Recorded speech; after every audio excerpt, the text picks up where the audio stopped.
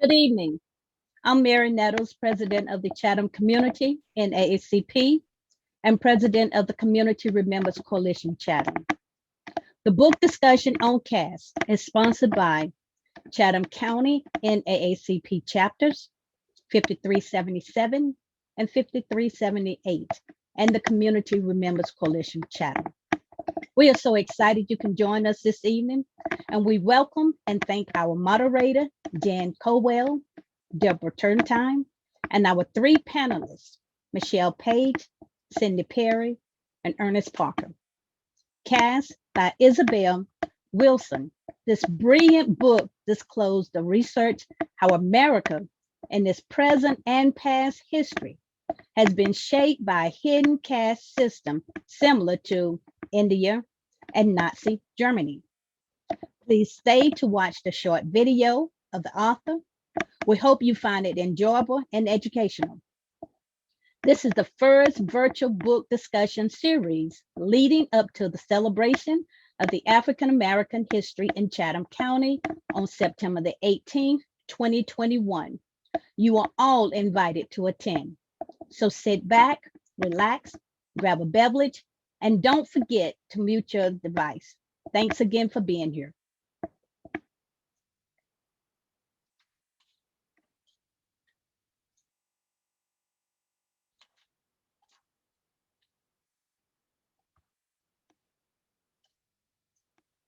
Down for any reason, please use the same link to get back on the call. If there is any problem with reception, you may want to discontinue your live video, and stay in contact through audio alone. This will decrease the bandwidth needed to maintain the connection. You will still be able to watch the presentation on your device, though we won't be able to see you. We will be recording the presentation and will provide a link to the presentation afterwards to participants. If you have any objections to being recorded, please exit the meeting now. In a moment, you will hear brief bios of the moderators and the panelists. This will be followed by a book summary and a bio of the author, Isabel Wilkerson. The panelists will then answer the 9 questions you received in an email from us after you registered for the discussion.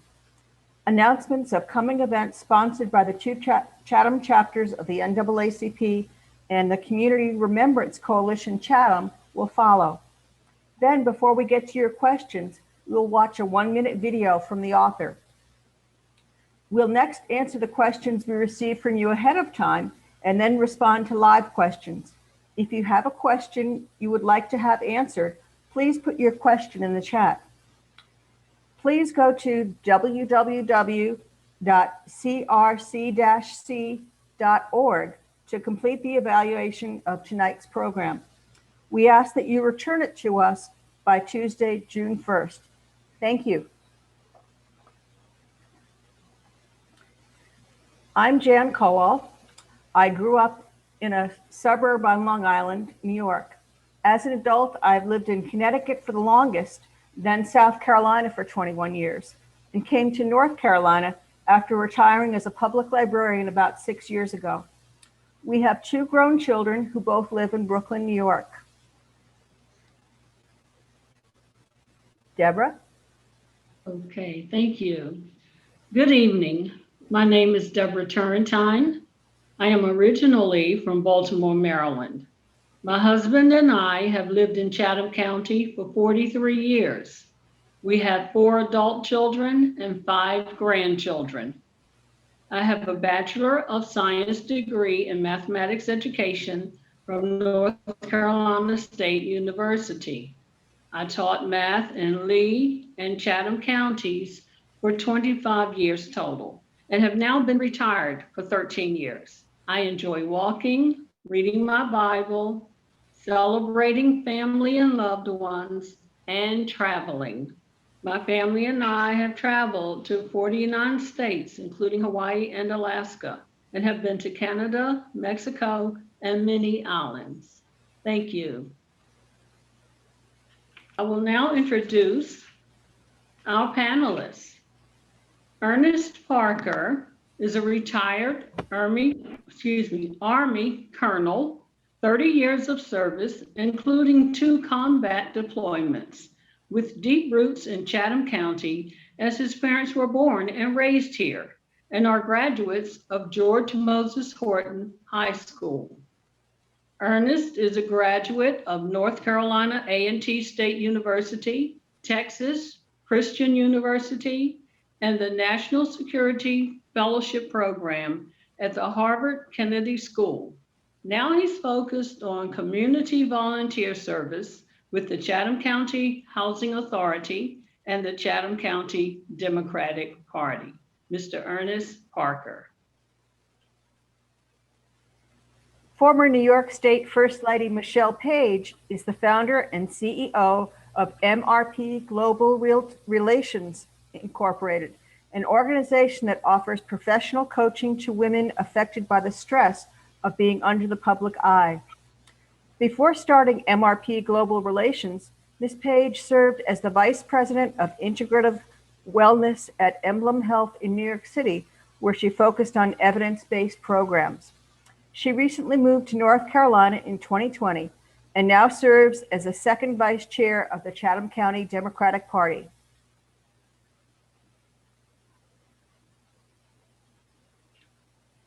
Cindy Perry came to college in North Carolina, fell in love, and never left. Professionally, she spent 25 years as an attorney and 4 years as mayor of Pittsburgh. But personally, she feels her best work was raising 3 spectacular adult children. Cindy Perry.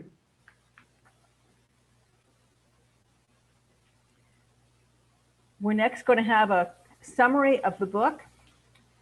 As we go about our daily lives, Caste is the wordless usher in a darkened theater, flashlight cast down in the aisles, guiding us to our assigned seats for performance. The hierarchy of caste is not about feelings or morality. It is about power, which groups have it and which do not.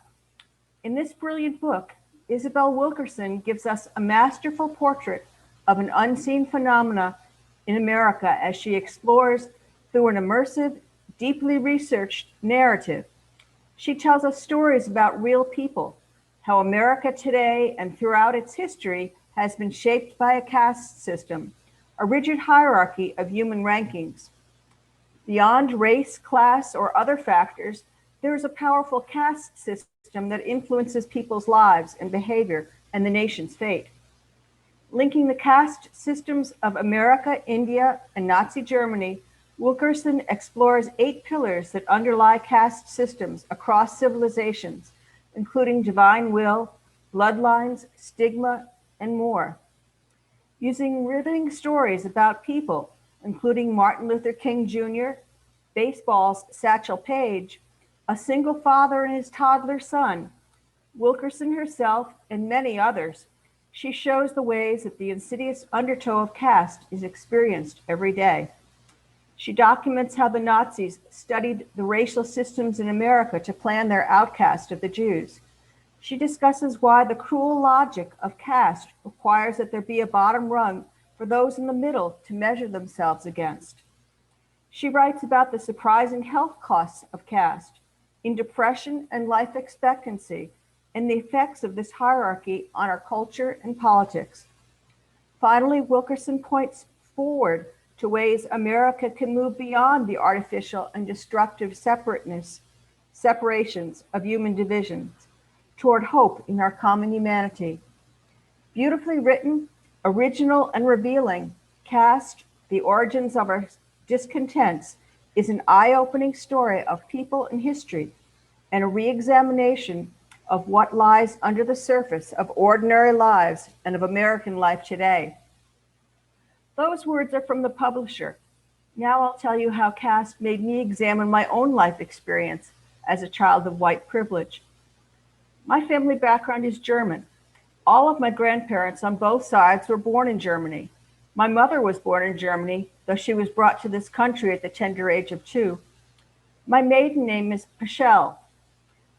Our name was anglicized by my family to be pronounced Pichel, lest we sound too German after World War II, rather than use the German pronunciation, which rhymes with the German theologian's name, Abraham Heschel.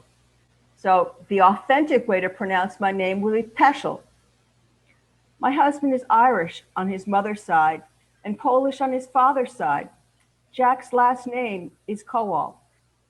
The family changed the pronunciation. They changed it to Cowell. Jack's father would tell you he was Austrian, not Polish. After all, the borders did change back and forth some over history.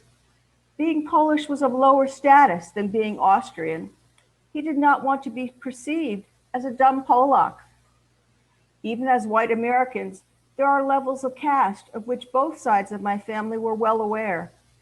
As adults, both my brother and my husband's brother began pronouncing our last names the ethnically authentic way. When we moved to North Carolina, my husband followed suit and began pronouncing our last name Kowal, no longer Cowell. Caste affects us all.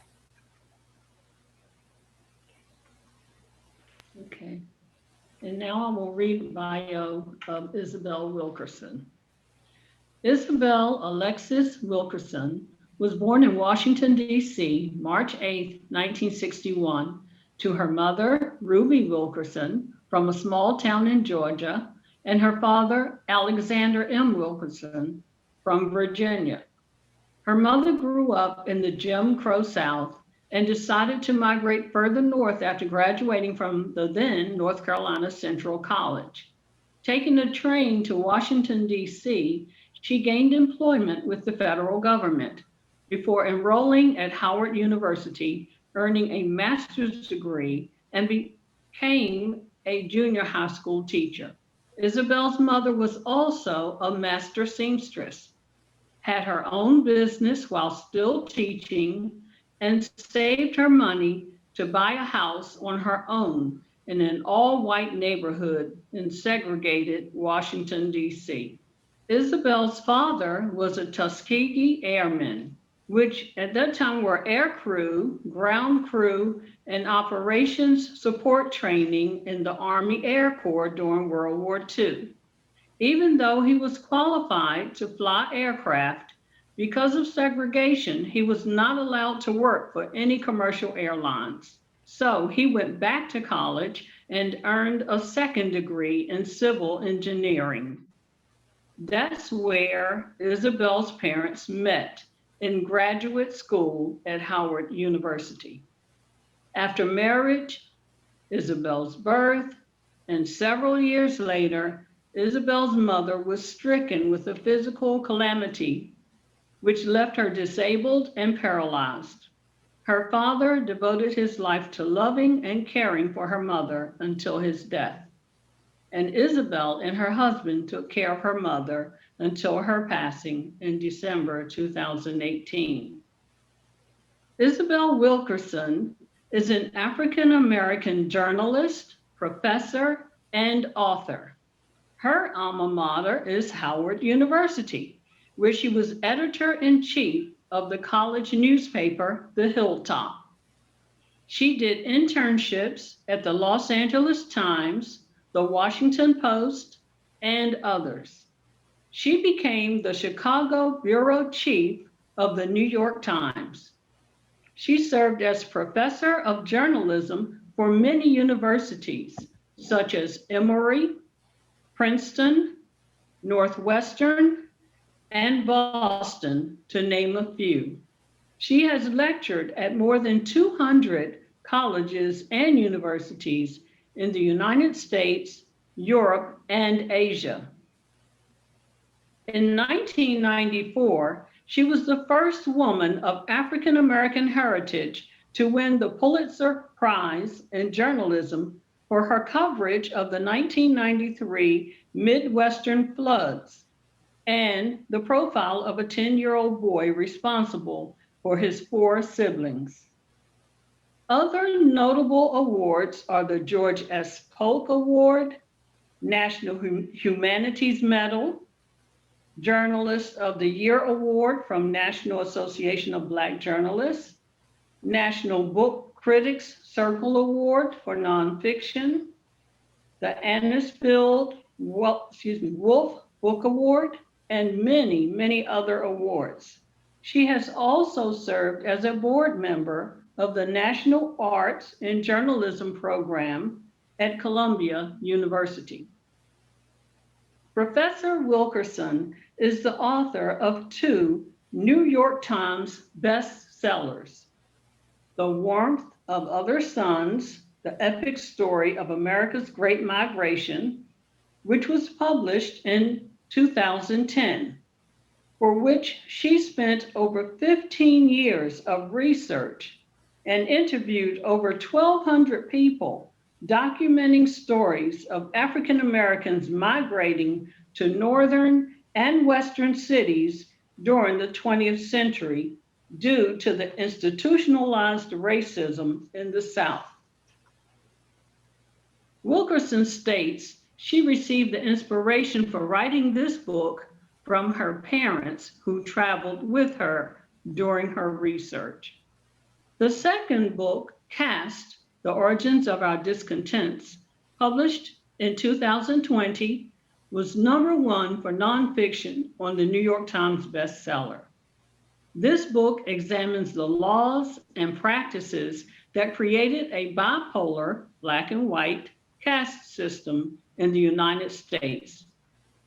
She says instead of racism, it's a caste system.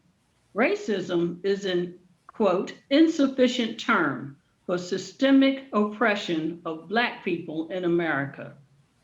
Race is only 400 to 500 years old, but the concept of caste has been around for thousands of years. Netflix announced in October 2020 it would produce a film adaptation of the book to be titled Caste and directed by Ava DuVernay. Professor Wilkerson was married in 1989 in Fort Washington, Maryland, to Roderick Jeffrey Watts from Albany, New York. He was a doctor of psychology and assistant professor of psychology at DePaul University. She was married a second time to Brett Kelly Hamilton, to whom she refers as her soulmate. He passed away suddenly in July 2015 from a rare brain tumor. He had endured years of surgeries and seizures. Her mother said he was a loving and devoted son-in-law. And as quoted, Isabel Wilkerson has become a leading figure in narrative nonfiction, an interpreter of the human condition, and an impassioned voice for demonstrating how history can help us understand ourselves and our country. Thank you. We'll next go to our questions for our panelists. The first question is for Michelle Page. Wilkerson begins the book with an image of one lone dissenter amidst a crowd of Germans giving a Nazi salute. What would it mean and what would it take to be this man today? Hello, all. I am so delighted to be here and honored to be on a panel from a writer as distinguished as Isabel Wilkerson. And good evening. So when I read the book, I immediately thought of Liz Cheney when I heard this question. On May 12th, House Republicans voted to remove Representative Liz Cheney, the third ranking Republican in the House, from her leadership post. Her transgression, vocally rebuking the claim that the 2020 election was stolen from Donald Trump. She stood up for what was true and right and defended democracy against the majority of her conference. This lone dissenter amidst a crowd of Germans giving the Nazi salute is similar to Liz Cheney in that they both will be on the right side of history. Another modern day person who stood up for justice in the face of ridicule and banishment was Nelson Mandela. He was willing to die and go to prison for his beliefs. Everyone around them, faithfully, tragically, and categorically, were wrong. In the moment, only they could see it. The lone dissenter's name is believed to be Auguste Messer. He had joined the Nazi Party himself years before. He then realized that the Nazis were feeding the Germans lies about Jews. He knew that the Jews were German citizens and human as anyone else. He was an Aryan in love with a Jewish woman, but the recently enacted Nuremberg laws had made their relationship illegal. They were forbidden to marry or to have sexual relations. So this act of bravery to stand firm against an ocean, we would all want to believe that we would have the courage to do what Auguste, Cheney, and Nelson Mandela did. We might think that we would have resisted in the face of mass hysteria. We would like to think that we would have taken the more difficult path of standing up against injustice. Both Liz, Cheney, Auguste, and Mandela are people who were willing to transcend their fears, endure discomfort and division, suffer the scorn of neighbors and loved ones, friends and coworkers, fall into disfavor of perhaps everyone they knew, and face exclusion and even banishment to stand up for their values and what they believe to be true. And I see similarities between performers in a play and the caste system regarding this question. In a play, if the actors continuously forget their lines, come to practice late, or don't even show up, more than likely they are going to get fired. Liz, Auguste, and Mandela didn't follow the rules of the performance, and everyone in a play has a role to play. But instead, they stood up to the dominant caste, even though they were in the subordinate caste. Cheney is a white woman, but she is below the white man in the caste system. She defied the dominant caste by standing up for her values and therefore was thrown out of her leadership position. Mandela stood up for his beliefs as well and defied the dominant caste and therefore was thrown into prison for 27 years.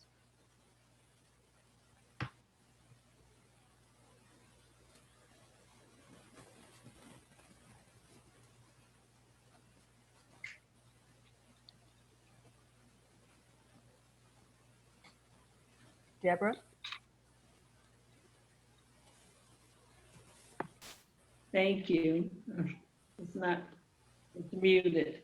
Thank you. Question 2 is for Ernie Parker. Quotes, before there was a United States of America, Wilkerson writes, there was a caste system born in colonial Virginia. End of quote. How can Americans reckon with this fact? What does it mean to you to live in a country whose system of discrimination was cemented before the country itself? Mr. Parker. Well, good evening, everyone. I too would like to express my gratitude for being invited to be part of this panel. It was such a pleasure to read the book. I learned so much, and it's always great when you can pick up a book and just be totally enthralled by it and grow every single page. And I certainly felt that way with this book. And again, real excited to be part of the panel and real happy to greet everyone. I was struck by the passage that comes from chapter 4 of the book. And that chapter was titled A Long-Running Play and the Emergence of Caste in America. The chapter, just like the entire book, is really beautifully and powerfully written. It begins with Wilkerson writing, day after day, the curtain rises on the stage of epic proportions, one that has been running for centuries. The actors wear costumes and their predecessors and inhabit the roles assigned to them. So like Michelle, I too was struck by the analogy to a play. Later, Wilkerson adds, the costumes were handed out at birth and can never be removed. The costumes cue everyone in the cast to the roles each character is to play and each character's place on the stage. Stay in the roles long enough and everyone begins to believe that the roles are preordained. And I think the only way that Americans can reckon with this is to really focus on truth and fact. We can't pick and choose from history. We can't ignore the stuff that makes us uncomfortable or that we don't like. Sometimes the truth is hard, sometimes it's difficult, but we have always got to be grounded in truth and fact. I also, as I pondered this question, thought, our country is not perfect. It never has been, and it never will be. Often the truth can be jarring, especially when it's been covered up and distorted, for more than 400 years. History tells us that in August of 1619, the first Africans arrived at Port Comfort in Virginia. Some say they arrived as indentured servants. Others think that it was more likely that they were slaves. And I now think of them as faceless and unnamed cast members who were and really are essential to the play of the American story, but whose contributions continue to be unrecognized and really underappreciated in almost every way. So what does it mean to live in a country whose system of discrimination is older than the country itself?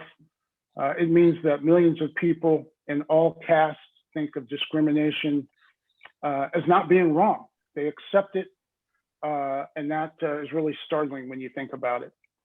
It also means that discrimination is very, very deeply rooted.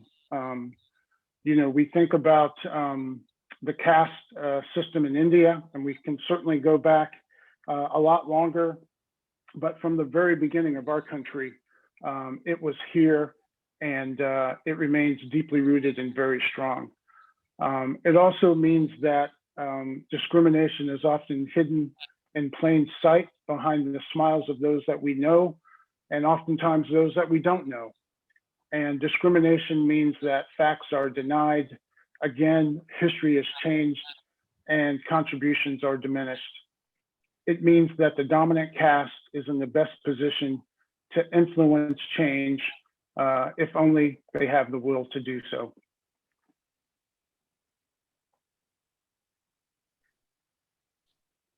The next question is for Cindy Perry. Did learning about the lens and language of caste change how you look at U.S. history and society? How? Thank you. I join my fellow panelists with great thanks for including me in this book discussion. And I must start off the answer to this question with an observation that this book materially changed my views and my life and my demeanor. I chose this particular question because I was a history major in college, but my early schooling occurred out west in California, and there was virtually no discussion at all of race or slavery. The closest to it was the Japanese internment camps during 1944 and 1945 at the Second World War. And even when I came here to college in Greensboro at Guilford College, a Quaker school, I am from a Quaker family, and majored in history. I must say that none of the things which I read in Irene Wilkerson's book it never allowed me to understand the reality of the era of slavery and caste.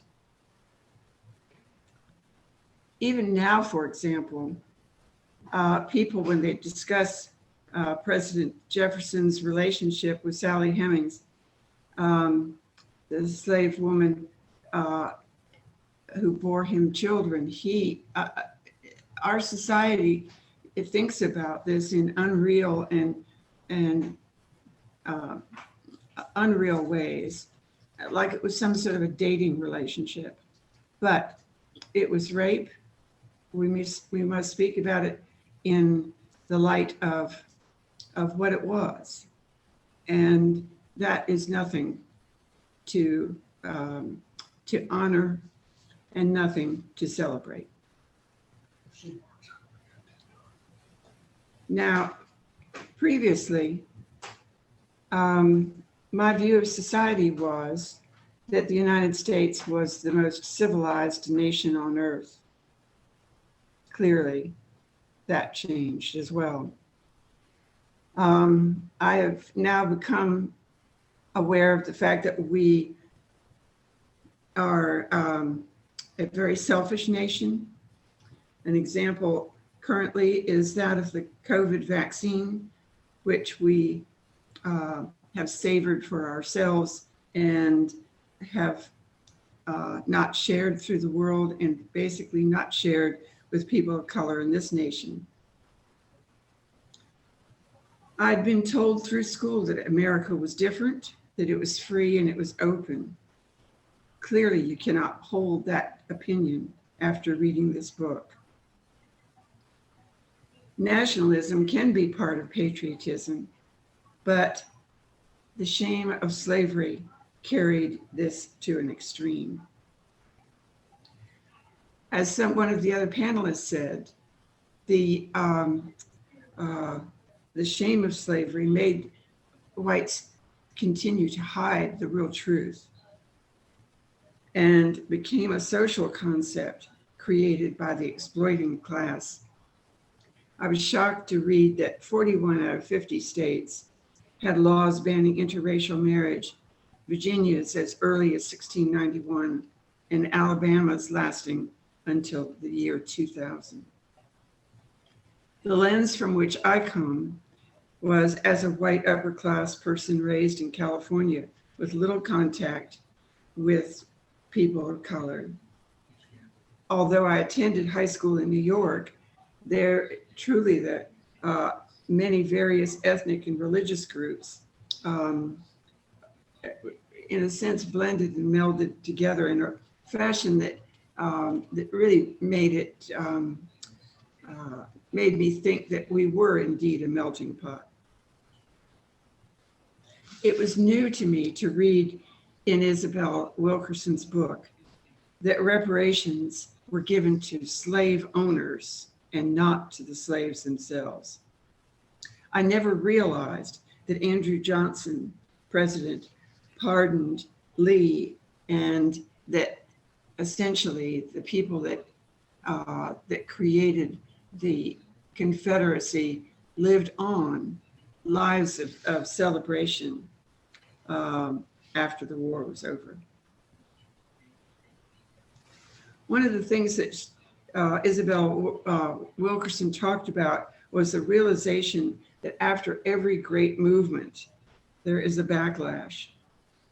The Trump presidency coming as a backlash against Obama. The Jim Crow movement coming as a backlash against freedom from slavery. And it's concepts like that that make me less optimistic about the possibility that we can change society. We have never taken responsibility for slavery and caste, and the sheer arrogance that is the result has made me look at society and history in a completely different light, knowing that the disgrace of slavery and caste was hidden by whites wanting to retain power and privilege. I have felt betrayed and angry, and will probably continue to feel that way for some time.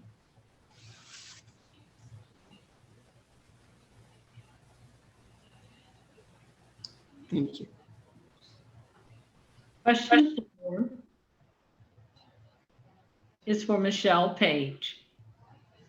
Wilkerson frequently uses her own experience as an African American woman to illustrate her points regarding caste and the confusion when someone, quote, rises above his or her presumed station. What do readers gain from hearing about Wilkerson's personal experiences in addition to her deep historical research? Michelle. Well, you know, as an African American woman and someone who has been in uncomfortable situations around race myself, I would often think that these uncomfortable situations were happening because the person was racist. But after reading Wilkinson's book, I now understand the history around this caste system in America and how we have been taught to believe that people of darker skin color are inferior. And this history goes all the way back to 1619 when the first slave ships arrived in Virginia and continued through the Jim Crow era and today. And this history is so ingrained in our souls that we are not even aware of what we are doing.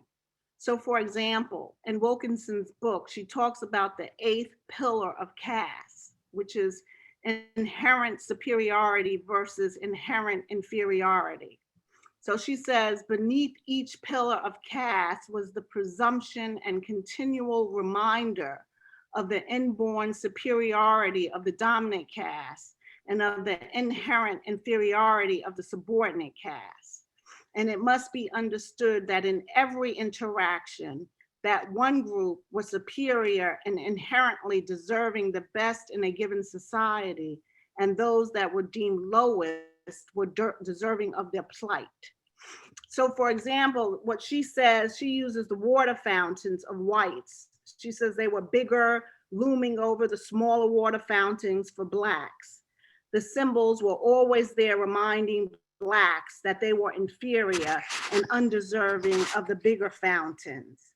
And these inferior messages were also passed down in popular culture in much of the 20th century.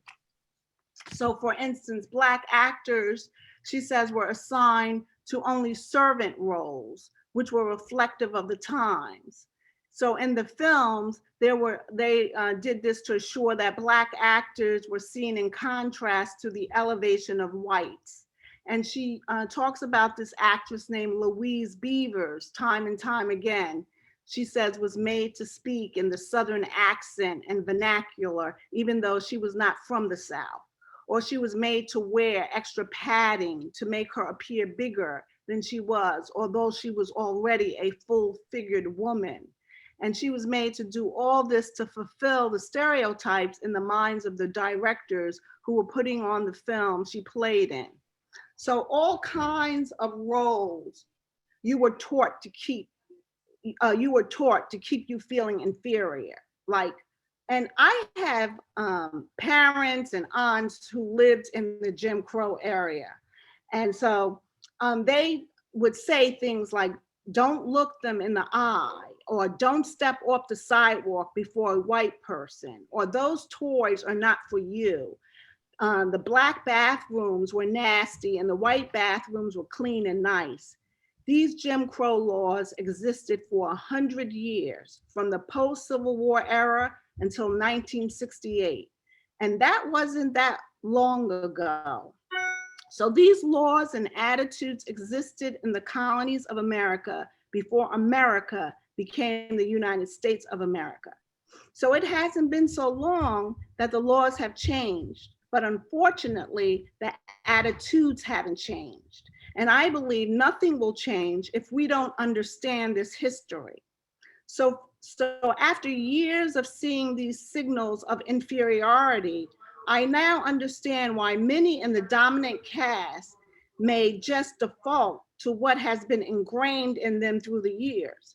So when Wilkinson tells a story about what happened to her as a New York Times reporter trying to get a story from a white man in Chicago for a piece she was writing, and this white man didn't believe that she could be a reporter from the New York Times, I now understand that it was because of caste. He just couldn't believe someone from the subordinate caste could be a New York Times reporter. So because we aren't being taught this history, we may believe it's because the person is a racist, like I often did. But when you have been ingrained to think this way because of color, and you might not have Black friends or know any Blacks in prestigious positions, yes, you might have this view of inherent superiority versus inherent inferiority. So Miss Wilkinson tells her story of the New York Times to magnify how caste still affects us today. And no matter how educated, prestigious, or famous you become, you will always be judged because of the color of your skin in this country, in our country, America. And I see similarities between performers in a play and the caste system regarding this question. Isabel Wilkinson clearly didn't stick to her place in the caste system. She rose above her station, prominent New York Times reporter, which the dominant caste couldn't see her in that role. And like in a play, you have to stick to your assigned role. And once you stray from your assigned part, you might get dismissed. And that's what happened to Mrs. Wilkinson. She got dismissed because she didn't stick to her role. Thank you. Michelle, we have another question for you. Discuss how overt racism suddenly transformed into unconscious bias. What are the ways that we can work to compensate for the unconscious biases inherent in a caste system? So in everyday terms, Isabel Wilkinson states that it is not racism, again, that prompts a white guest at a dinner party to ask another guest who happens to be Black to go and fetch him or her a drink, as what happened to Barack Obama when he was a state senator, or even a judge to sentence a subordinate caste person for an offense for which a dominant caste person might not even be charged. Or what happened to Oprah Winfrey when she was in Europe trying to buy a very expensive pocketbook and the salesperson telling her she could not afford that bag and therefore didn't need to see it. So Wilkinson states that caste is an unconscious system that was implemented from before this country was ever formed. And this system is the operational system for economic, political, and social interaction of the United States from the time of its gestation. The assigning of race started, like one of the other panelists said, in the colonies right after the first shipment of slaves arrived in Virginia in the summer of 1619. And this was the beginning of the caste system. It was then decided who could be enslaved and who could not for life. So the colonial laws granted English and Irish indentured servants greater privileges than the Africans who worked alongside them, and the Europeans were given the new identity of white. This assignment of race was a caste system based on color. There was not color assigned to Europeans or Africans before arriving in America, which is something I had no idea of. Europeans were known as Polish or Irish or British. There was no such thing as white. Africans, for that matter, were not known as Black. It was America that started this tradition. So because of that, no one is immune to the messaging that we all receive about the hierarchy, and thus no one escapes its consequences. So using myself as an example, I have made the mistake of going into a Home Depot and seeing a Hispanic man and asking for help when he was a shopper just like me. We all do it. So what some call racism could be seen as merely one manifestation of the degree to which we have internalized the larger American caste system. So when we assume that the woman is not equipped to lead the meeting or the company or the country or the person of color or the immigrant could not be the one in authority, is not a resident of a certain community, could not have attended a particular school or deserve to attend a particular school, or when we feel a pang of shock and resentment, a personal wounding and sense of unfairness, and perhaps even shame at our discomfort upon seeing someone from a marginalized group in a job or house or car or college or appointment more prestigious than we have been led to expect, we are reflecting the efficient encoding of caste, the subconscious recognition that the person has stepped out of his or her assumed place in our society. We are responding to our embedded instructions of who should be where and who should be doing what. So the dominant caste belief is what allowed the white police officer to put his knee on George Floyd's neck and kill him. He believed that nothing was going to happen to him. So how do we work to compensate for this unconscious bias inherent in the caste system? Well, I love the analogy Wilkinson uses in the book of the old house. If you do not address the rain in the basement or the hole in the roof, the house will eventually get worse and fall into despair. Not knowing does not fix the problem. Not knowing does not protect us. We must deal with at some point, or just like the house, America will fall into despair. And actually, I feel like we're heading into despair right now. I mean, we must learn the history with an open heart, and it is critical to understand why we are where we are. I also like Wilkinson's explanation of the term radical empathy, which demands of us to truly understand what someone has been through and what they would do in a given situation, not what you would do. We must recognize that we all have something to give, and we are all God's children. The dominant caste can reach out to their fellow human being and say, you know, I'm so sorry what's happening to you with, all these police officers killing people of color. That was horrible. Just reaching out to others and treating others like they are part of your family. And so I want to frame this again, use the metaphor between caste and a play. So like in a play, everyone knows who's in center stage, who is in the lead. Everyone knows who the hero is, the supporting characters, who is the sidekick, who is in the shadow. Stick to the script and you will be rewarded. Stray from the script and you will face consequences, like Nelson Mandela and Liz Cheney. Thank you.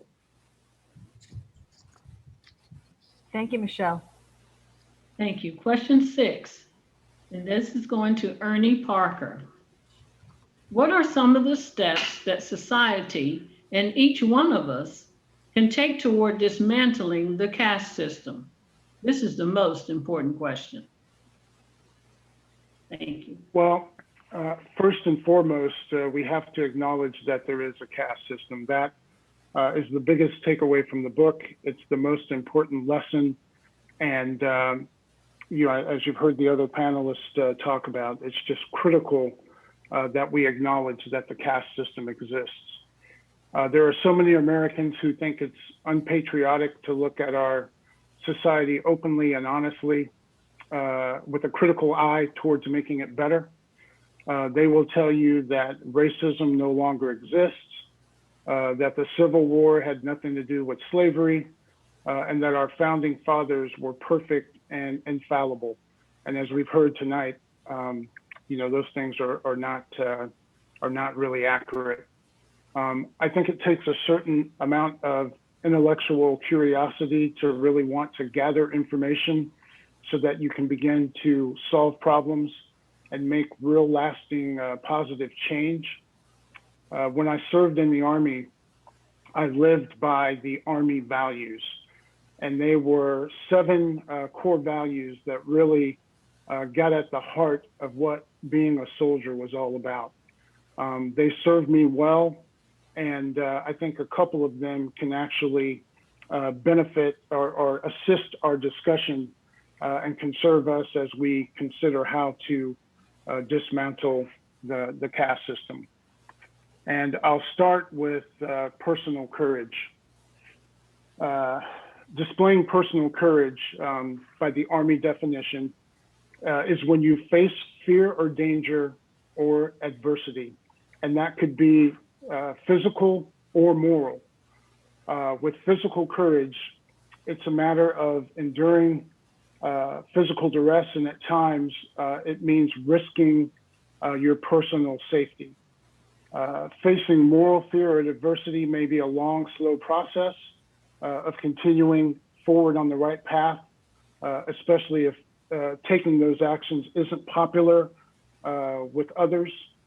But you can really build your personal courage by daily standing up for and acting upon the things that you know are honorable and right. So I would share personal courage as something that can help us, address this problem. Respect is another Army value, and it's when you treat people as they should be treated. In the Army, we pledge to treat others with dignity and respect while expecting others to do the same. Respect is what allows us to appreciate the best in other people. So as caste tries to separate us, as caste looks at things externally and puts people in boxes, if we focus on respect and really dignity for all people and appreciate the best of them, I think that can make a real difference as well. This version of respect could serve our society well in the face of casteism, but really in the face of all the other isms that we face. And I won't name them all, but you can certainly follow my thoughts there. Dismantling the caste system means ensuring that every citizen can register to vote and have easy access to voting on election day. It means confronting racist mythology. It means standing up for anti-bias initiatives, a real appreciation for our multiculturalism, and supporting social justice education. Each of us can set short-term, maybe midterm and long-term goals, and I would really challenge you to do that. Focus on your personal growth and awareness, and consider things like supporting civil rights organizations. I will tell you that my entire time in the Army, I was not a member of the NAACP, but with some of my own growth and awareness over the past few years, I realized that is very important to me, and I would encourage everyone to consider supporting a civil rights organization. Also, standing up and correcting the record in the face of untruths. Again, not always easy, but as Michelle mentioned, we are at such a perilous point in our democracy that I think all of us have really got to stand up and be willing to correct a record in the face of untruths. And again, simply getting out of our comfort zones and exploring different perspectives, be willing to listen and grow and consider other opinions is so important. And most important, I would encourage everyone to read and share Caste. The lessons that are found in it are truly powerful. One of the other panelists mentioned that, I think it was Cindy, and I'm sure Michelle feels the same way, that the book is life-changing. And I would certainly give that same, share that same opinion, and read Caste, share Caste, and share the lessons that you've learned from Caste. Thank you.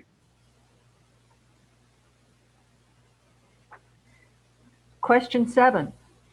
How has your caste status affected you in key areas of your life? For instance, in your upbringing, education, your church or religion, your choice of job and your career progression, where you live, and whom you socialize with. Ernie? Thank you.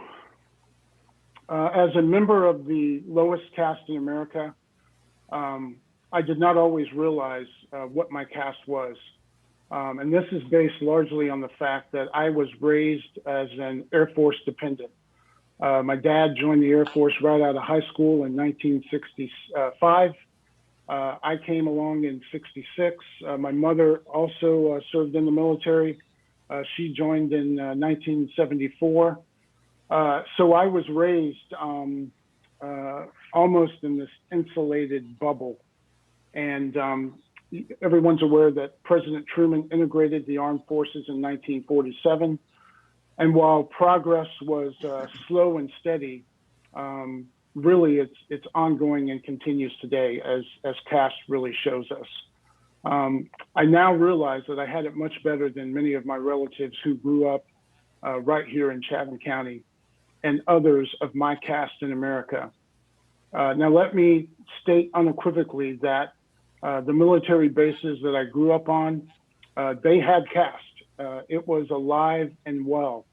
But as a child growing up, I was largely shielded from the worst of it in the schools I attended, the housing that I lived in. And that's mainly because the military enforced federal laws and military rules and regulations. And there was an accountability that made, well, the accountability was stronger than most places in the United States. So even if people had the inclination to strictly enforce caste, there was, a counterbalance to that that was very strong. Even as an adult, my career in the military, that system mitigated some of the sting of the caste system. Wilkerson writes about it in chapter 24 when she quotes psychologist Susan Fisk, and that's on page 305 if you want to relook that, saying that it is possible to override the worst impulses and reduce these prejudices. That there is a chance for people different from one another to work as equals on the same team with shared goals that require cooperation to succeed. That's really what I experienced during the majority of my time in the service. And that's what gives me hope that if enough of us really take part in this effort, that there is, the possibility that we as a nation can move forward and become better. Wilkerson clearly states that outside of sports and the military, there really aren't many other opportunities where the playing field, I won't call it level, but it's probably better than in most places. But I do want to go back in time to when I was 12 years old. My parents had split by that time. I was 12 and my mother was stationed at Myrtle Beach Air Force Base, South Carolina. We lived on base, and again, I was pretty ignorant to caste. But I got a real wake-up call, a powerful wake-up call, when I rode my bicycle off of the base. I was going to Myrtle Beach State Park, and I had to cross over Highway 17 to go to the park. And as I crossed the highway, a person in a big pickup truck threw a beer bottle at me and shouted the N-word over and over and over for what seemed like 5 or 10 minutes. That was the first time I'd ever really felt the caste system. And it was really a baptism into the real world. There were times in my career where I would work all day, and then on the way home, shopping in my uniform, was treated with a lot of respect because I was serving our country. But if I was shopping on the weekend, in civilian clothes, I could go to the same establishment and have a totally different experience. And that's really what caste gets to the heart of. I've had people make assumptions that I must be a sergeant because that's a lower rank. And, you know, people assume that as an African American in the military, oh, he's probably not an officer. I've been told in the past that, you know, I speak well, and that's simply because I exceeded what someone's opinion was, someone from the dominant caste, what their expectations were of me. You know, over the last 3 years, I honestly believe that I've grown and had more awareness about how America treats members of all castes than I did for my entire life living up to that point. What changed? I retired from the Army, so I kind of got away from that insulated bubble. I moved to small town North Carolina, and you know, I love my country and I love my community, but I have experienced a real awakening, especially when I think that caste was the impetus behind my ancestors here in Chatham County being slaves simply because of the color of their skin.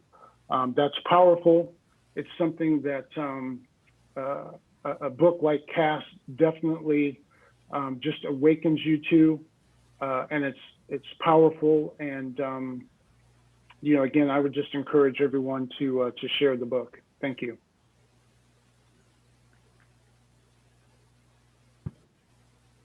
Thank you. This question is for Cindy Perry. I think you kind of already covered this, but we will ask it.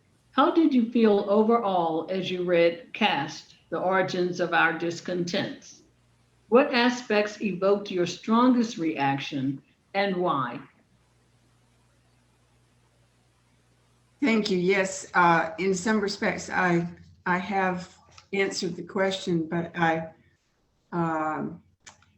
want to elaborate a little bit more. I found some of the sections so painful and so difficult to read that I had to stop from time to time, take a walk or take the dog for a walk or do something to sort of settle out. The words I jotted down as I took notes in the book were depressed, disgraced, ashamed, disappointed that my country was so inhumane, deceived that our freedom and liberty and democracy did not exist like our Constitution and Bill of Rights professes them to exist. There were times that when I would read and get to a section of the chapter that talked about Nazi Germany, I actually felt relieved. The pressure and the guilt was lifted, even though there were terribly immoral and dreadful things talked about in the sections on the Nazi Germany. But for a time, it was not about me. It was not about my country. It was not about the disappointment that I felt. One of the parts of the question is what evoked the strongest reactions. And I think it was Isabel Wilkerson's recitation of the abuses in the 8 pillars of caste. She uses examples in such a stark and incredibly powerful way. And I think that the reason that I reacted so was that just the sheer inhumanity of it, the selfishness of people of the dominant class feeling superiority, entitlement, and quite frankly, often just downright obnoxious. My daughter-in-law is from the country of India, and I've had the privilege to be able to travel to India to visit her family And she wanted me and our family to begin to know how it was that she was raised culturally. So I viewed firsthand members of the servant class who were untouchables, um, uh, and told not to speak with them and not to acknowledge their presence, which was very hurtful. But uh, but then when we returned from India, I now have two beautiful coffee-colored grandchildren, and it is my great hope that that as we grow and as we acknowledge our past um, errors and omissions, that we can all celebrate, regardless of the color of our skin, all celebrate um, our humanity. Thank you.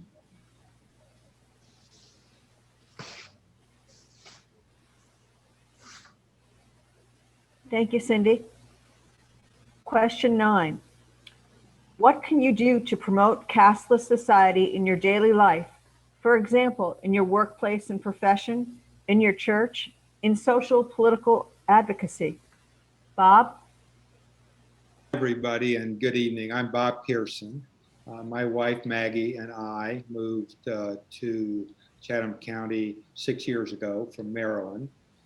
I have been very moved by the comments I've heard tonight, and I feel honored to be able to try to address this question. Of course, for me, this is the question. And each of us in our own way and with our own experience and our insight and our reaction to this wonderful book, will be thinking about how we are going to be approaching society from now on in a new way. So let me see if I can just offer a kind of a perspective. And that is that we are now in the third great civil rights revolution, or Reconstruction, if you will. In the first, we changed the Constitution after the Civil War. In the second, in the 1960s, we set new key legal behavior standards. And now comes the third great revolution or Reconstruction, and perhaps it is the most difficult, because this one is about changing the heart. And nothing, in my opinion, expresses the challenge better than Wilkerson does. Each of these first two revolutions were great leaps ahead, and each one was followed by backlash, by indifference, and by new barriers.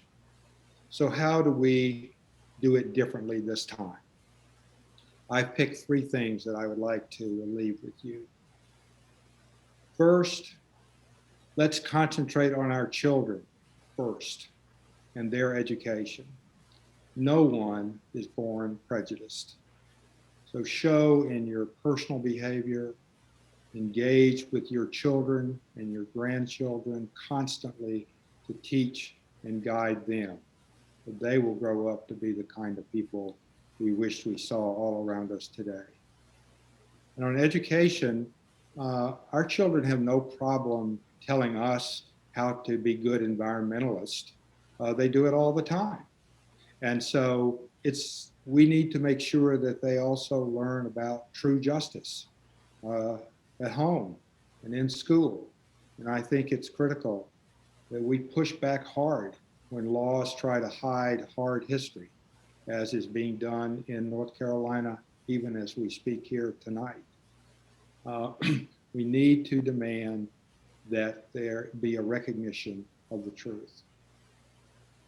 And my second point is to engage actively on these issues in the workplace, in the professions, in church. Wilkerson asked the question, why do so many white people claim that they are not racist only to defend the society in which we live. And that's because the elements that are racist are woven into that very society, and those people don't see them. So we need to make them visible. We need to engage not just with contributions, but also with our own energy to eliminate that racism. And that means activism. And very importantly, that means persistence and perseverance, whatever the odds, because this will take time and it will take enormous effort. I'll close on this point by saying that our fight is for reconciliation for all our society, to bring all of us in our one family together. We are not fighting for revenge. We're not fighting to shame. We're not fighting to blame. We're fighting for reconciliation, and we must never give up that fight. We can't change the past, as others have said, but we can change today, and we can change tomorrow with our unflagging persistence and perseverance, and that will bring us the truth, and then the justice, and then the reconciliation that we all seek. Thank you very much.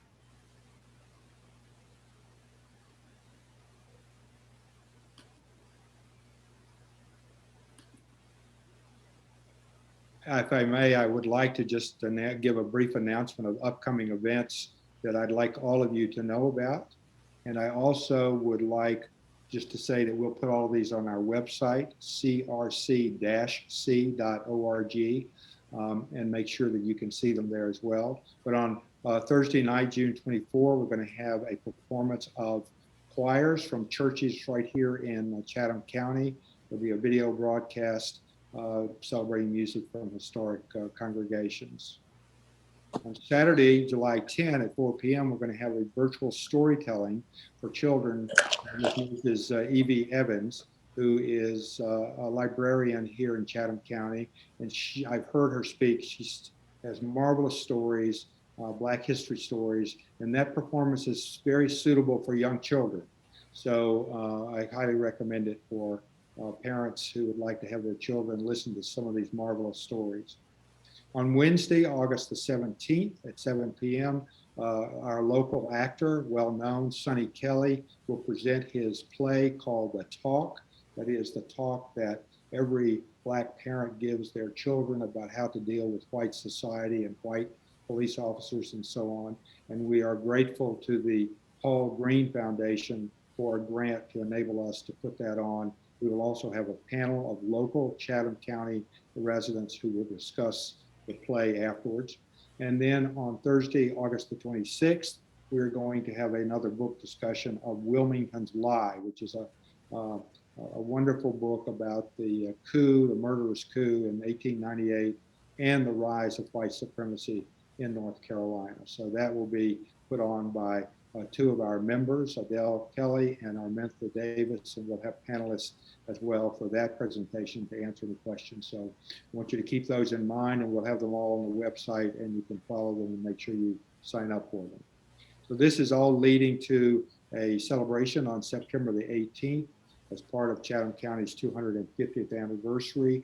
It's going to be a combination of the telling of Black history in the county and also memorializing the 100th anniversary to the day of the last lynching of a Black citizen in Chatham County, a young boy 8 days past his 16th birthday on September 18, 1921. That will be a ceremony in the morning at the New Hope Baptist Church near Jordan Lake in Chatham County, and you will be provided with further details. We'll have an afternoon ceremony as well, in which we talk about the history of Chatham County, and we have a number of speakers who will be present there, and you will hear further details about that as well. So now I would just like to say we're going to show you a short clip of an interview that Isabel Wilkerson gave with Oprah Winfrey recently, and I think that you will all be very happy to see it. Everything that I write is about reaching out to people across the divide and to show us how much we have in common if we can just look past the barriers that have been erected between us, these false artificial barriers that have been erected between us. And everything that I write ultimately is about love. It's about love of family, love of community, and love of country, love of all of humanity. And to recognize that we as a species can only survive if we recognize that these barriers and divisions have been created by man, and thus they can be dismantled by man if we have the will to do so, and the desire to truly show love for our fellow man and woman, if we can show love for all of humanity. Okay, next we're going to have some questions that were submitted by participants. This question came from John Lowe. John Lowe writes, a conservative estimate of 20 million Americans who self-identify as white have Black relatives. How can this certainty of Black-white family ties be used to advance racial reconciliation? Ernie? Thank you. Well, I would like to first off thank John Lowe for his thoughtful question. He provided some great analysis that I actually learned a lot from, and he also shared some of his family history. So thank you, John, and I'll try to address your question. I'm actually going to share some of the information that you provided as well. John mentioned that some estimates and research show that about 25% of African Americans have white ancestry. I count myself among them. And as we talk about caste, I have family members that cover the whole range of the color spectrum, from deep cocoa, ebony, desert sand. So I really, think that as I think about my family, it really just reflects the richness of America. And regardless of how we got to where we are, I think we need to embrace who we are. John also shares that DNA services are finding that about 3.5% of Americans who self-identify as white actually have some African ancestry, and that an estimated 7 million white Americans in total have some African heritage. John also stresses that while the U.S. caste system pushes strongly against reconciliation between whites and blacks, the certain existence of family ties, if embraced, shows one possible path forward. And we talked about Sally Hemings earlier. And as I considered some of the information that John shared, I was just, again, really struck by the complicated racial history of America. And again, it's expertly outlined in Caste. I'm sure that many of you know that Strom Thurmond, the segregationist South Carolina senator, followed a child with Carrie Butler, who was a 16-year-old maid in his family's house. And I just ask you to consider that for a minute. Just think of the absurdity of racism and a caste system as we look at this one particular instance out of the countless numbers of others that are out there. Just think about that for a minute. And John, to answer your question, I think that academic research and scholarship are some important tools as we work towards racial reconciliation. The bottom line is the more facts that are uncovered and honestly dealt with, the better our chance of real reconciliation. When people learn that they share common ancestry, I'd like to believe that it would form some type of a strong bond, or maybe some openness or a willingness to accept those that may not look exactly like them. Early in the book, Wilkerson tells us that color is a fact, race is a social construct. She also says that Americans cling to race as the unschooled cling to superstition. And maybe the linkage of family, regardless of how distant, can help us overcome these challenges.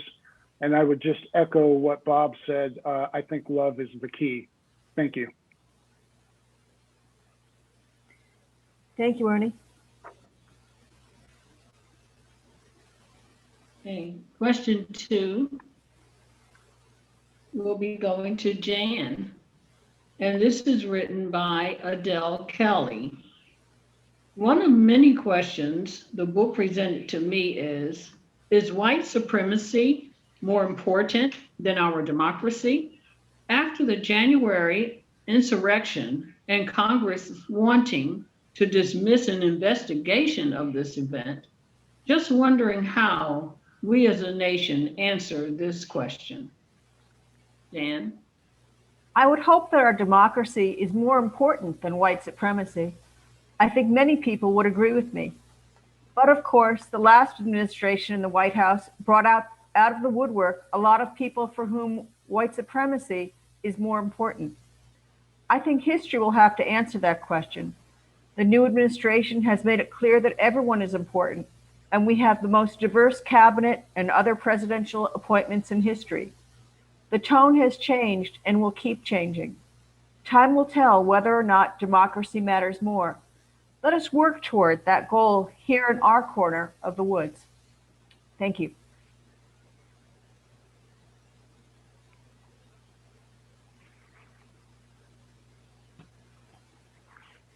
Okay, question 3. This is for Ernie. Douglas Moore writes, I do have a question for the panel. I live in a rural, predominantly white area in Vermont. I am 77 years old and white. Reading Caste was a very emotional and disturbing process for me. What do you suggest I do to share the information and impact of Caste? Well, thank you, Douglas, for your question. How about a shout out to Vermont? So glad to have you with us tonight. We really appreciate your question, your willingness to share the powerful response that you had to the book. I will tell you that Caste was emotional and powerful for me as well.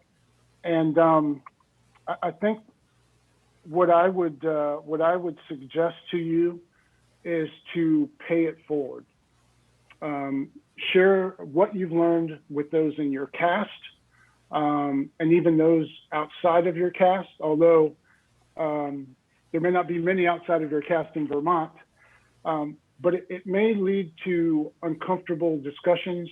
It could lead to some guilt, pushback, anger, shame, any number of powerful thoughts and emotions. But I'm a firm believer that we can't run from the truth. We must understand it, and then we can learn from it.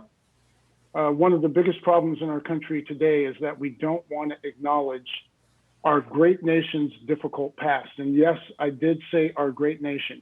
We are not perfect, but we have the potential, if we love one another, to become greater than we've ever been.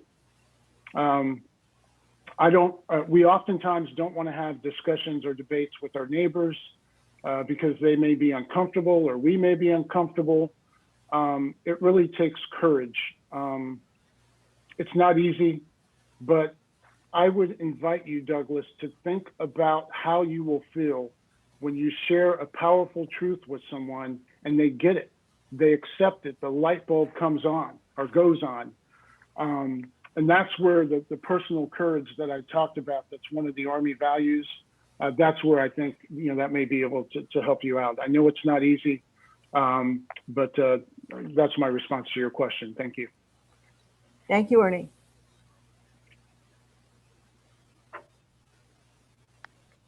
Question 4 goes to Cindy Perry, and this is from Stella Horton. She writes, as Wilkerson acknowledges, and we all can agree, the U.S. has the highest incarceration rate in the world. Additionally, we all can agree that Black and brown people are disproportionately incarcerated. The author goes on to state, quote, if the US prison population were a city, it would be the 5th largest in America. Is there a meaningful way this disparity can be addressed with a focus on individuals, Congress, and prison reform groups in order that this vicious cycle may be broken? Thank you, Ms. Horton, for your question. And I believe you have also asked the question number 5, which is somewhat akin, but let me address first of all the incarceration rate. The law was my career for many years, not just years that I practiced law, but also almost 20 years that I was legal secretary. And so I had a firsthand experience with the law. And certainly it is true that Blacks are incarcerated 6 times longer than whites for the very same crime, as Isabel Wilkerson sets out. The justice system is indeed steeped with prejudice and caste, and clearly race determines punishment. So how can we address this disparity? I think the basic societal viewpoint has to change. First of all, about the inferiority and untrustworthiness of minorities, people that don't look like us or talk like us. Individuals have to change first in order to change up the chain of the caste system. And that's important because we elect Congress. Congress has the ultimate job, but we can only put into Congress the kind of people that are as enlightened as the electorate. And what Congress must do, in my opinion, is to take away prisons for profit. That is nothing but a policy which encourages not only incarceration of the poor and the minority, but it is making our system just incredibly unfair and unbalanced. But the electorate has to change first. Looking at that change, Robert Pearson and I had very similar thoughts about our children. First, we have to change the children. We have to talk about the truth, and the truth is simple. We are all equal. It may take generations to discard the caste system and the prejudice. But we need to make it a national security issue for all to be free. It has to be a moral issue. You can't argue with national security and morality.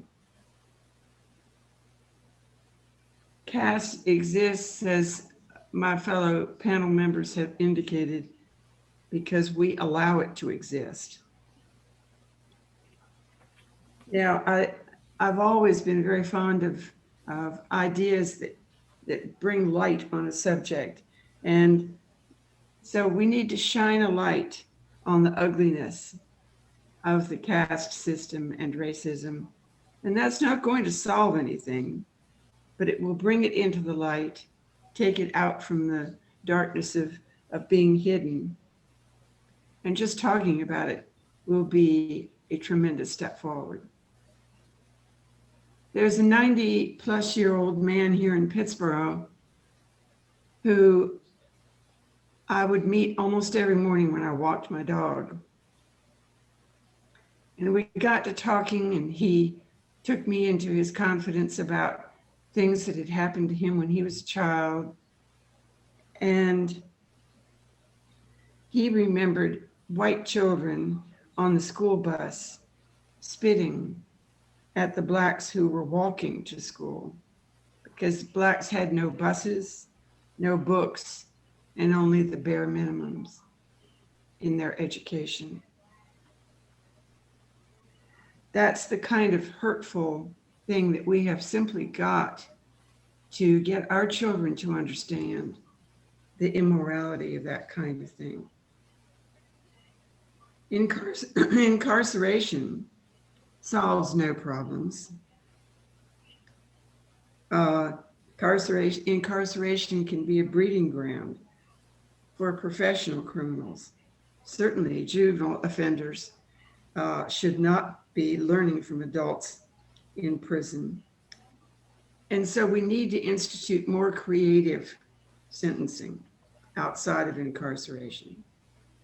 We need greater diversity in the courts, in law enforcement, in parole officers, and in the private and public bar. I believe we still do not have any private attorneys in Chatham County of color. I'm not sure about paralegals, but I believe that that may be as well. And so when you have an integrated, balanced system, the punishment can more evenly match the crime. One of the things that is dear to Robert Pearson and is dear to me is the role of forgiveness. And in order to break the cycle of a number of societal wrongs, we all have to be willing to forgive. Now, Isabel Wilkerson takes a little bit of a different slant on it, seeing forgiveness as a weakness, giving the example of the terrible murders of 9 members of the Charleston AME Zion Church, who forgave Dylan Roof, the perpetrator of their deaths.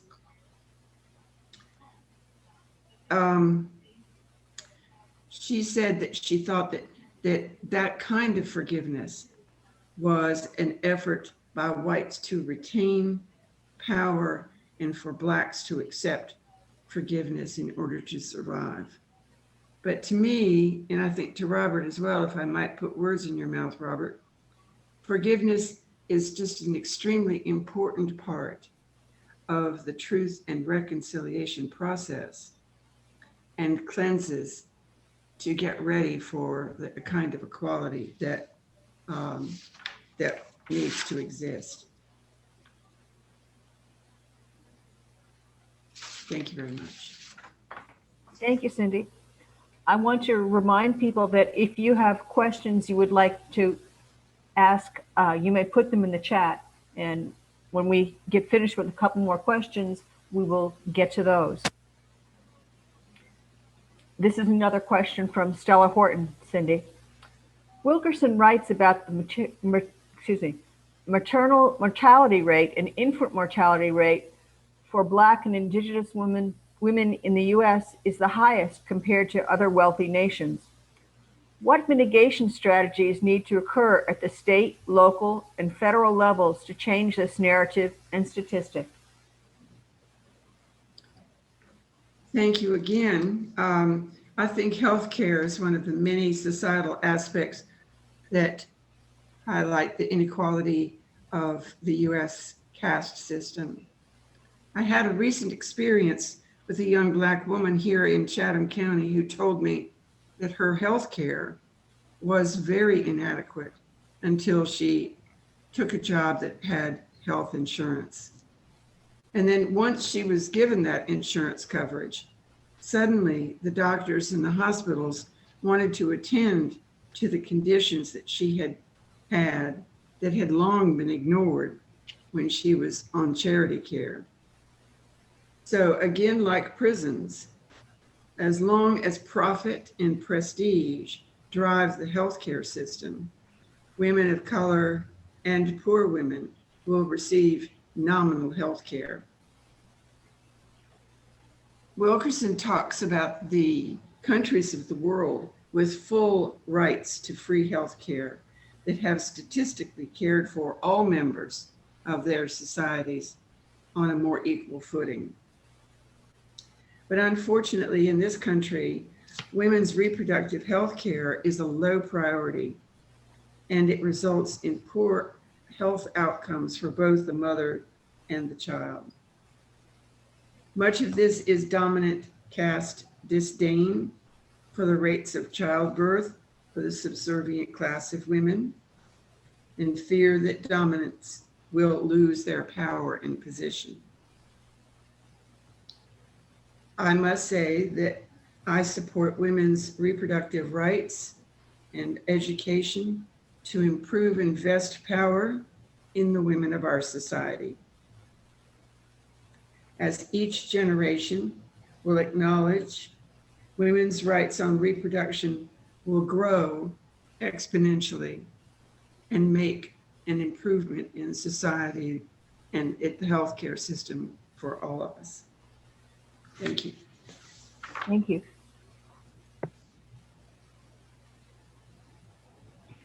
This question is for Ernie Parker, and it comes from Mary Ann Barnett.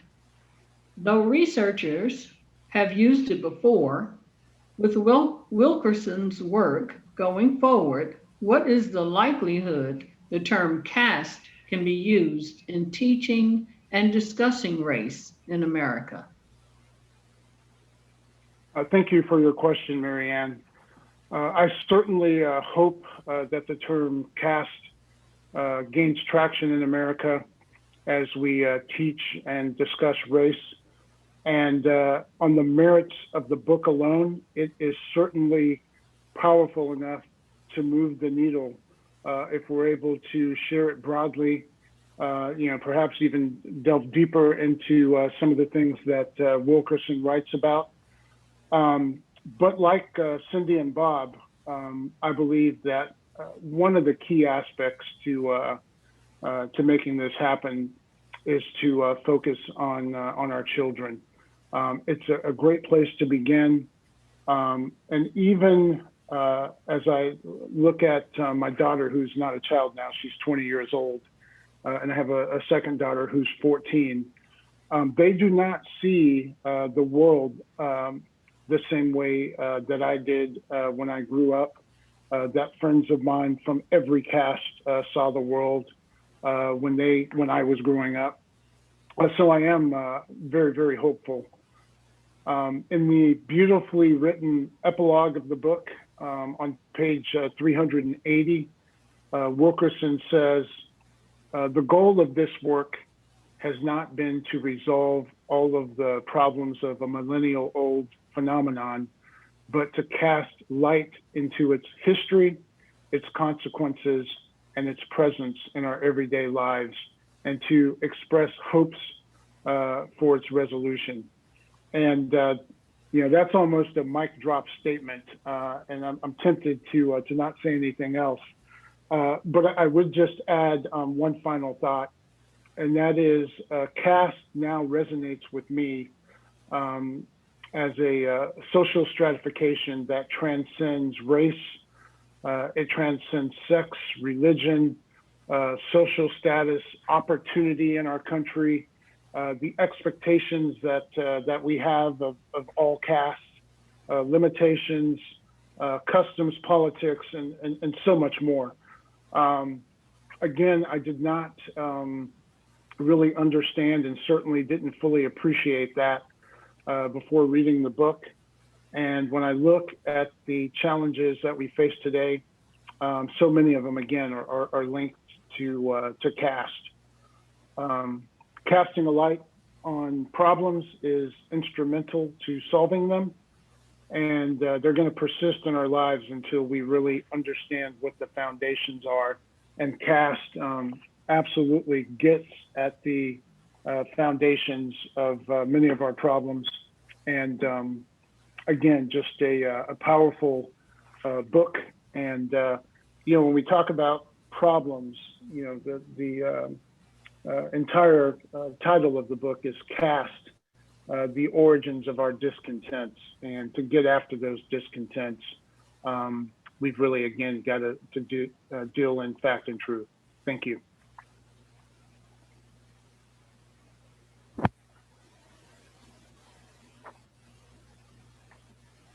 This question's for Michelle. Marianne Barnett writes, if looking in a crystal ball, what would Wilkerson see into how this pivotal moment will be used or floundered for good? Referring to the epilogue on page 380. We have seen in the years since the civil rights era that laws like the Voting Rights Act of 1965 can be weakened if there is not a collective will to maintain them. Michelle? Thank you, Marianne, for the question. Well, I tend to be an optimist, and so I believe many people in the dominant caste will read this book and decide to help make a change. I read that Oprah Winfrey sent this book to heads of heads of companies, governors, mayors, heads of universities.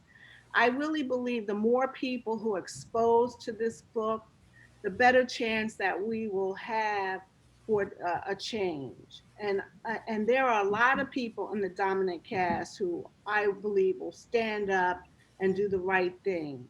The subordinate caste cannot correct this injustice alone. And as Wilkinson states, everyone is affected by this 400-year-old caste system, and everyone has to participate to get America past this injustice. So I think by framing this injustice in terms of caste and not racism, it helps us to better hear how this injustice has affected us all and how our society has suffered because everyone is not allowed to show their God-given talents. So when I see the dominant caste participating in Black Lives marches, I have hope. I believe the dominant caste can help to educate America about this history and help to get a movement to weed out this travesty. Thank you. Thank you, Michelle. Well, we have not gotten any questions through the chat. So, Mary? I hope you have enjoyed this discussion as much as I have.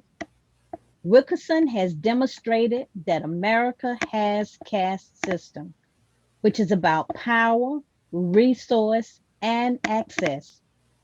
Ms. Wilkerson also says a world without caste will set everyone free. And this world being male or female, light or dark, immigrant or native born, will have no bearings how others perceive the other. We will all be invested in the well-being of each other.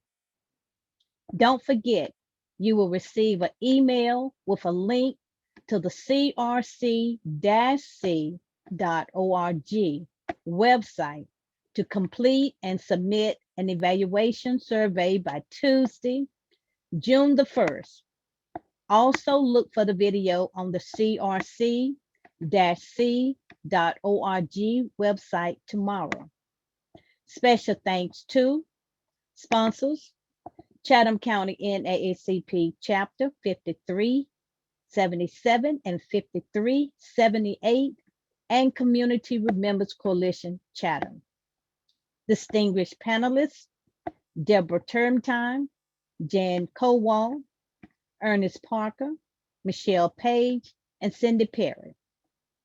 Planning slide production, Deborah Turntime, Jan Kowal, Keisha Taylor, and Evan Harrison. Thank you and good night.